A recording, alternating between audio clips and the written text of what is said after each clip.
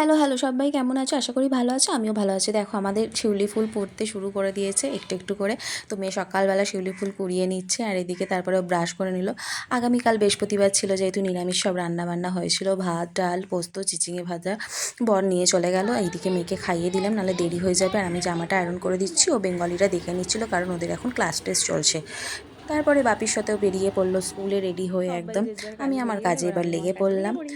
তারপরে চান টান করে একদম ফ্রেশ হয়ে ওপরে চলে এলাম মাকে পুজো করতে। আর তোমরা আগেই দেখেছো শিউলি ফুল মেয়ে তুলেছিল। আর আমি সিঙ্গেল টগর, জবা ফুল আর অপরাজিতা ফুল তুলেছিলাম। তারপর মাকে ধূপধুনে দেখিয়ে পুজো করে নিলাম। আর হ্যাঁ, তোমাদেরকে দেখাচ্ছি আকাশটা দেখো। জাস্ট কালকের আকাশটা ওয়াও লাগছিলো, বেশ পুজো পুজো ভাব মনে হচ্ছে। তোমরা কিন্তু জানিও বেশ পুজো পুজো ভাব মনে হচ্ছে না এখন? আর তারপরে পুজো হয়ে যাওয়ার পর নিচে চলে এলাম। তারপর বাড়ির সব চৌকাঠগুলোতে আলপনা দিয়ে দিলাম।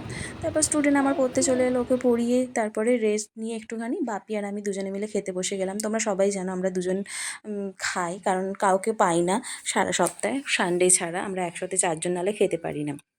তারপর খাওয়া দাওয়া কমপ্লিট হয়ে যাওয়ার পর বাপি একটু রেস্ট নিয়ে মেয়েকে আনতে চলে গেল। তারপর মেয়ে স্কুল থেকে চলে এলো। এসেও একটুখানি রেস্ট নিয়ে হাত পা ধুয়ে তারপর ওকে খেতে দিয়ে দিলাম। তারপরে আমি বিকেলবেলা রান্নার প্রস্তুতি শুরু করে দিলাম, কারণ কদিন প্র্যাকটিসেও যেতেই পারছিল না বৃষ্টি পড়ছিল বলে। দুজনে মা মেয়ে বেরিয়ে পড়লাম কাজকর্ম করে। তারপর ওর প্র্যাকটিস কমপ্লিট হয়ে যাওয়ার পর ওর বাবার সাথে চলে এলাম। তো কেমন লাগলো ভিডিওটা সবাই কমেন্ট করে জানিও।